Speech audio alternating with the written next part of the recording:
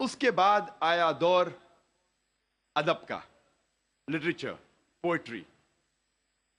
الحمدللہ مسلمان اور غیر مسلمان عربی داں یہ کہتے ہیں کہ عربی میں سب سے بہترین کتاب عربی ادب کے لحاظ سے وہ ہے قرآن مجید. اور اللہ سبحانہ و تعالیٰ چنوتی دیتے ہیں قرآن مجید میں. اللہ سبحانہ و تعالیٰ چیلنج کرتے ہیں سورہ بقرہ میں، سورہ نمبر 2 آیت نمبر 23 اور 24 میں. اللہ سبحانہ و تعالیٰ کہتے ہیں وَإِن كُنتُمْ فِي رَيْبٍ مِّمَّا نَزَّلْنَا عَلَىٰ عَبْدِنَا، اور اگر آپ کو شک ہے کہ ہم نے یہ کتاب نازل کی ہمارے بندے پر، اگر آپ کو شک ہے فَأْتُوا بِسُورَةٍ مِّن مِّثْلِهِ، تو آپ ایک سورہ قرآن مجید جیسی پیش کیجئے. مِن مِّثْلِهِ، ہو بہو نہیں، قرآن مجید جیسی ایک سورہ آپ پیش کیجئے. وَادْعُوا شُهَدَاءَكُم مِّن دُونِ اللَّهِ إِن كُنتُمْ صَادِقِينَ، اور بلاؤ اپنے مددگار کو اور اپنے گواہ کو اللہ کے علاوہ اگر آپ سچے ہیں.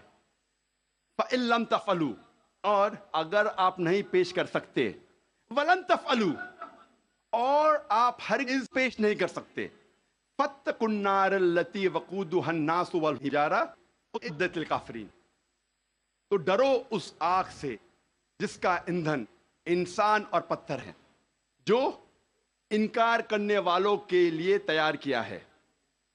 اللہ سبحانہ و تعالی ان دو آیتوں میں چنوتی دیتے ہیں، انسانوں کو چیلنج کرتے ہیں.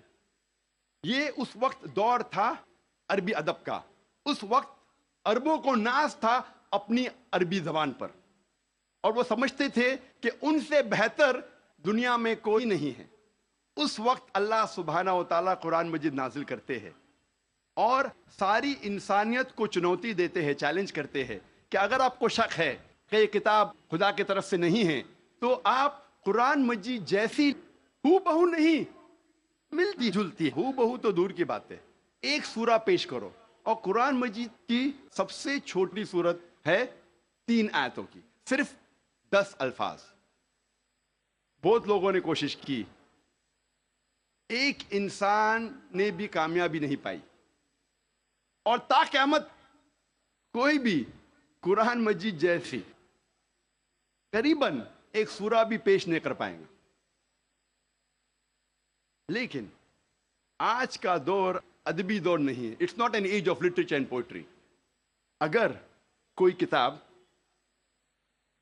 اپنے آپ کو خدا کی طرف سے کہتی ہے اور ادبی انداز میں کہتی ہے کہ دنیا چپٹی ہے، دنیا سپاٹ ہے، کیا آج کا جدید انسان اس بات کو تسلیم کرے گا؟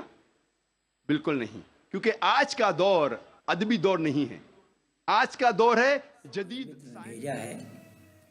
اور ذاکر نائک اپنے وچاروں کو اس آدھار پر درشا رہا ہے. تو قرآن کی سورہ بقرہ کا آیت نمبر 23 اور 24 ہے. وہاں کیا بتایا گیا ہے کہ وَإِن كُنتُمْ فِي رَيْبٍ مِّمَّا نَزَّلْنَا عَلَىٰ عَبْدِنَا فَأْتُوا بِسُورَةٍ مِّن مِّثْلِهِ وَادْعُوا شُهَدَاءَكُم مِّن دُونِ اللَّهِ إِن كُنتُمْ صَادِقِينَ فَإِن لَّمْ تَفْعَلُوا وَلَن تَفْعَلُوا فَاتَّقُوا النَّارَ الَّتِي وَقُودُهَا النَّاسُ وَالْحِجَارَةُ أُعِدَّتْ لِلْكَافِرِينَ. اس کا ارتھ ہے، یہ ابن کثیر میں اس کا ترجمہ کیا ہے کہ ہم نے جو کچھ اپنے بندے پر اتارا ہے، اس میں اگر تمہیں شک ہو، اگر تم سچے ہو تو تم اس جیسی ایک سورہ تو بنا لاؤ. تمہیں اختیار ہے کہ اللہ تعالیٰ کے سوا اور اپنے مددگار کو بھی بلا لاؤ. یہاں اللہ نے کہا اللہ کے سوا اور تمہیں کوئی مددگار ہے، تمہارا کوئی سہیوگی ہے، سہیوگ کرنے والا ہے تو اسے بلا لاؤ.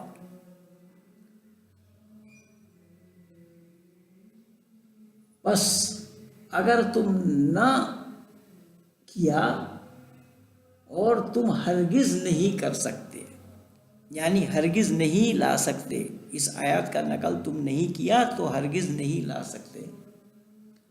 اگر تم ست وادی ہو، یہاں پر صادقین شبد آیا ہے، اگر تم ست وادی ہو تو اس آیت کا نقل لے آؤ، اگر سچا مان کر اس آگ سے بچو۔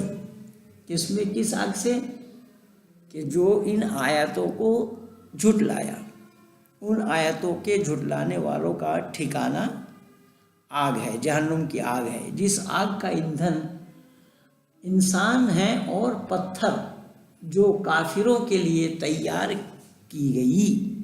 شبد پر دھیان دینا، ذاکر نائک بھی یہی بول رہا ہے، تیار کی گئی کافروں کے لیے۔ اس لیے اللہ کے قرآن کی آیتوں کو نہ جھٹلاؤ، یہاں اللہ نے ذکر فرمایا ہے۔ اب آیت کا نقل ہو سکتا ہے یا نہیں؟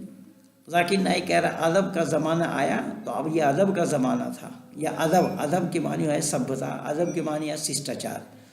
اس سے یہ صاف پتہ لگا کہ اس سے پہلے عرب میں ششٹاچار نہیں تھا، سبھتا بھی نہیں تھی۔ سبھتا اور ششٹاچار سے عرب کے لوگ شروع سے ہی باہر تھے، پرے تھے۔ تو یہاں اللہ نے جو ذکر فرمایا ہے وہ یہ ہے، یہاں تفسیر ابن کثیر میں اس آیت کا نازل ہونے کے لیے بتایا ہے کہ توحید کے بیان کے بعد نبوت کے تصدیق ہو رہی ہے۔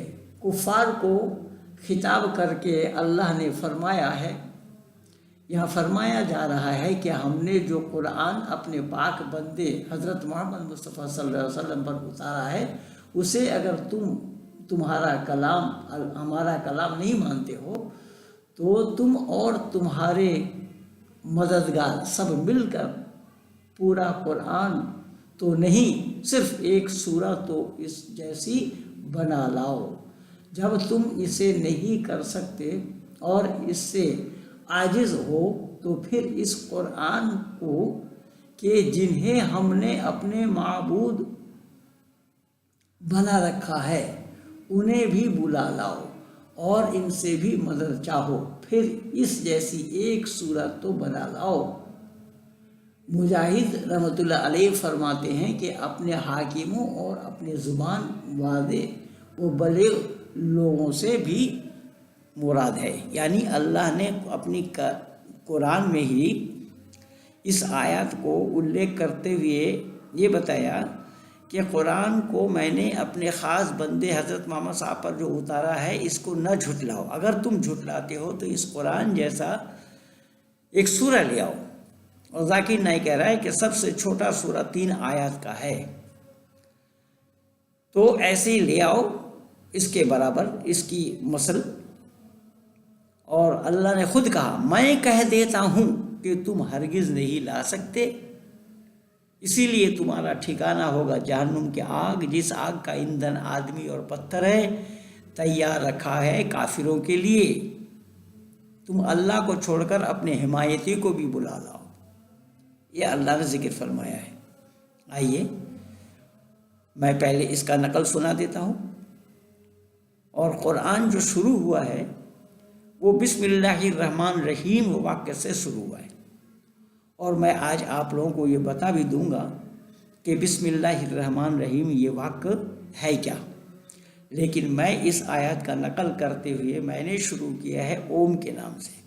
میں نے کہا بسم اوم الحی القیوم، شروع کرتا ہوں میں اوم کے نام سے جو قائم بالذات ہمیشہ ہمیشہ کا رہنے والا ہے۔ اوم کا کبھی فنا نہیں ہوتا۔ سوریہ چندرما سودھاتا یتھا پوربما کلپیت، وید میں آیا ہے، پہلے بھی تھا اب بھی اور آگے بھی رہے گا۔ قال رب المسلمین و خالق الشیاطین فی کتاب القرآن للناس العالمین فاتوا بسورۃ بمثلہ وادعوا شہداءکم من دون اللہ ان کنتم صادقین فجربوا بالایمان ولا تکونوا من الکافرین وَأَوْمِ يَشْهَدُ أَنِّي مِنَ الصَّادِقِينَ وَإِن كُنتُمْ فِي شَكٍّ مِّمَّا آتَيْنَا خَلِيفَتَنَا فَأْتُوا بُرْهَانَكُمْ وَأَسْأَلُكُم مِّن رَّبِّكُمْ إِن كُنتُم مُّؤْمِنِينَ۔ میں نے کہا مسلمانوں کے رب نے، شیطان کے پیدا کرنے والے نے، کہ قرآن کا نقل تم نہیں بنا سکتے ہو، میں لے آیا ہوں 10 آیات نقل قرآن کا، بلاؤ اپنے اللہ کو اور اپنی سبھی حمایتیوں کو، میرا اوم ساکشی ہے، میرا اوم گواہ ہے، میں سچ بولنے والوں میں سے ہوں، میں ستیہ وادی ہوں، میں ستیہ ہی بولتا ہوں، مجھے جھٹلا کر دیکھو، میرا اوم گواہ ہے، مجھے جھٹلا نہیں سکتے۔ یہ میں اس کا آیت دیا۔ اب آئیے ہم اب دیکھ لیتے ہیں کہ یہ بسم اللہ الرحمن الرحیم کیا ہے۔ بسم اللہ الرحمن الرحیم کیا ہے، میں اس کا حوالہ یہاں سے دے رہا ہوں۔ اس کتاب کا نام ہے ابن کثیر، یہ اوتھینٹک بھاشا ہے، یہ تبلیغی جماعت والے یا دیوبندی عقائد والے اسی کتاب کو فالو کرتے ہیں، اسے مانتے ہیں، اکثر لوگ اسے مانتے ہیں، اور بریلوی والے کنز الایمان کو مانتے ہیں۔ کنز الایمان جو ان کے بادشاہ ہے مولانا رضا خان کے، اس کو مانتے ہیں، اس میں بھی میں دکھا دوں گا، لیکن ابھی یہاں سے دیکھیے، یہ ہے ابن کثیر، اس میں پیج نمبر 20 میں دیکھیے، انڈر لائن کیا ہوا ہے میرا، پیج نمبر 20، اور یہ آپ پا جائیں گے www.sirat-mustaqim.com، اس میں پا جائیں گے کہ اللہ تعالیٰ فرماتے ہیں، کیا اب تک وہ وقت نہیں آیا کہ مسلمان کے دل اللہ تعالیٰ کے ذکر سے اور حق آیا ہے اس سے کانپ اٹھے، یعنی اللہ کے کلام سے مسلمانوں کا دل کانپ اٹھے۔ یہ اللہ کہہ رہے ہیں مسلمانوں کا دل کانپنا چاہیے اللہ کے اس آیات سے۔ اب دیکھیے، یہ تفسیر ابن کثیر بسم اللہ الرحمن الرحیم کے سندر میں، اور اسی کتاب سے ہی، انہی لوگوں سے ہی میں بتا دوں گا کہ یہ قرآن کلام اللہ نہیں ہے، اور یہ جو شروع ہوا ہے یہ بسم اللہ الرحمن الرحیم سے ہی شروع ہوا ہے، اسی واقعے سے ہی شروع ہوا ہے قرآن۔ کچھ عالموں کا خیال ہے، جب طارق مرتضیٰ سے میرا ڈیبیٹ ہوا تھا اس میں بھی آپ لوگوں نے دیکھا تھا کہ آپ دیکھا ہوگا یوٹیوب میں لگا ہے، وہ بھی کہہ رہا ہے کہ یہ نہیں، یہ اللہ کی کلام نہیں ہے، یہ ابلیس ہے، بادشاہ عزیز کی پتنی کا۔ لیکن یہاں کیا بتایا، دیکھیے، بسم اللہ کے متعلق تفصیل بحث کہ صحابہ کرام نے کتاب اللہ کو اسی کے ساتھ شروع کیا، میں نہیں کہہ رہا ہوں، دیکھ لیجیے آپ لوگ، یہ واقع ہے۔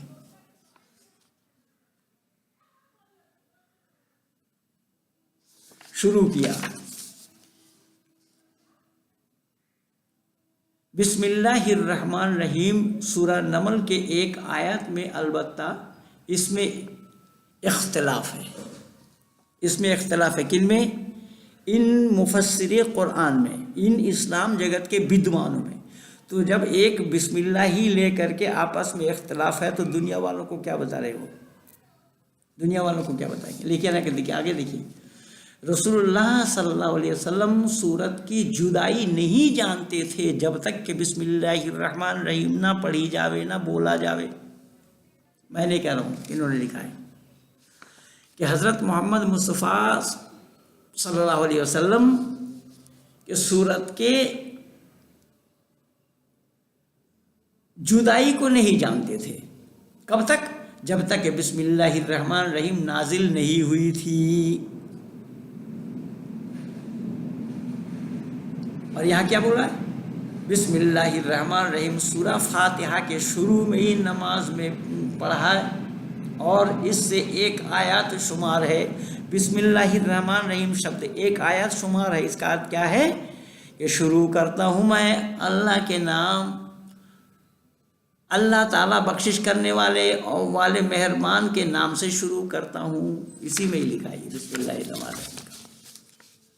کچھ لوگوں نے تو شروع کرتا ہوں یہ شبد اڑا دیا ہے، مولانا فاروق خان نے اڑا دیا، لیکن یہاں پر یہ سب ہے، یہ دیکھیے یہاں پر دیکھیے صاف ترجمہ، اللہ تعالیٰ بخشش کرنے والے مہربان کے نام سے شروع کرتا ہوں۔ کیا اللہ تعالیٰ اللہ کی کلام ہے اور اللہ تعالیٰ شروع کر رہے ہیں اللہ کے نام سے۔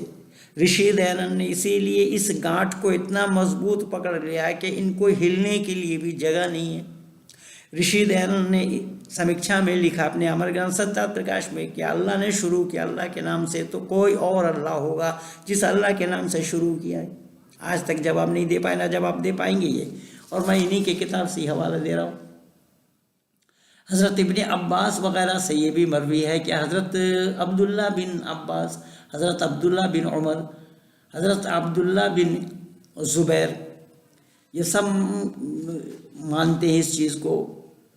بسم اللہ الرحمن الرحیم ہر سورہ کی ایک مفصل آیات ہے سوائے سورت برات کے۔ سورہ برات 10واں سپارہ میں آتا ہے، سورہ توبہ بھی بولتے ہیں، جس کے دھرمویر جی کئی بار بولتے ہیں سورہ توبہ۔ توبہ کے شبد کا ارتھ ہوتا ہے، توبہ کے معنی پشچاتاپ۔ اس کے 5 نمبر آیت کو بہت لوگ بولتے ہیں سورہ توبہ پڑھو، کہتے چلا چلا سورہ توبہ پڑھو، سورہ توبہ پڑھو، کیا ہے نہیں بتا رہے ہیں، پڑھو۔ تو خیر دھرمویر جی نے 5 آیت نمبر 5 سورہ توبہ کے لیا۔ خیر یہاں یہ بتائی کہ ایک برات سورہ کو چھوڑ کر کے سبھی سورہ کو پرتم میں بسم اللہ الرحمن الرحیم۔ سورہ فاتحہ کی آیا ہے۔ اب کسی مولانا نے یہ کہا کہ نہیں ایسا نہیں ہے، البتہ امام ملک، امام ابو حنیفہ اور ان کے ساتھ کے جتنے بھی ہیں، بسم اللہ الرحمن الرحیم نہ تو سورہ فاتحہ کی ایک آیت ہی ہے نہ کسی اور سورت کی۔ سورہ فاتحہ کو تو ایک آیت ہے لیکن اور سورت کے لیے نہیں۔ یہاں یہ تو بھی بخش ہے کہ بسم اللہ الرحمن الرحیم سورہ فاتحہ کی آیات ہونے نہ ہونے کی صحیح مذہب یہی معلوم ہوتا ہے کہ جہاں قرآن کریم میں یہ آیات مبارک ہے وہاں مثل آیات ہے واللہ اعلم، اللہ بہتر جانتا ہے، چھوڑ دیا نہیں معلوم۔ امام جہری نمازوں میں بسم اللہ الرحمن الرحیم بلند آواز سے پڑھا کرتے تھے اور کچھ لوگ آہستہ سے بھی بولتے تھے، اس میں بھی اختلاف ہے، مت بھید ہے۔ جو لوگ اسے سورہ فاتحہ کا آیات نہیں مانتے ہیں، نہیں کہتے ہیں، تو وہ اسے بلند آواز سے پڑھنے کے بھی قائل نہیں۔ اسی طرح جو لوگ اسی سورہ فاتحہ سے الگ ایک آیات مانتے ہیں تو اس سے پست آواز سے پڑھتے ہیں۔ جو سورہ آیات کو مانتے ہیں اس کو آہستہ سے بولتے ہیں، جو نہیں مانتے وہ زور سے بولتے ہیں۔ قائل ہیں کہ وہ لوگ جو کہتے ہیں کہ سورہ یہ ہر سورہ کے اول میں یہ ہے، امام شافعی رحمۃ اللہ علیہ کا مذہب ہے یہ کہ سورہ فاتحہ اور سورہ سے اور ہر سورہ کے پرتم پہلے اور اسے اونچی آواز سے پڑھنا چاہیے، یعنی ہر مسلمان کے اگلے اور پچھلے اماموں کی یہی مذہب ہے، اگلے اور پچھلے اماموں کی سب یہی رائے ہے، یہی بچار یہی خیال ہے۔ حضرت ابو ہریرہ اور حضرت ابن عمر، حضرت ابن عباس، حضرت ابن معاویہ، حضرت ابو بکر، حضرت عمر، حضرت عثمان اور حضرت علی کرم اللہ وجہہ نے بھی سند امام کے خطاب سے یہی فرمایا، انہوں نے بھی یہی نقل کیا ہے۔ اور ابن ہریرہ، ابن حضرت عمر، حضرت علی رضی اللہ عنہ سے بھی یہ روایت کیا گیا ہے۔ اور روایت یہ ہے کہ رسول اللہ صلی اللہ علیہ وسلم ہر آیات پر رکتے تھے اور آپ صلی اللہ علیہ وسلم کی قرات الگ الگ ہوتی تھی، جیسا دیکھیے کیا مثال دیا ہے، جیسا بسم اللہ الرحمن الرحیم رک گئے، پھر پڑھنے لگے الحمدللہ رب العالمین، پھر پڑھنے لگے الرحمن الرحیم، پھر آگے بڑھ کر پڑھنے لگے مالک یوم الدین۔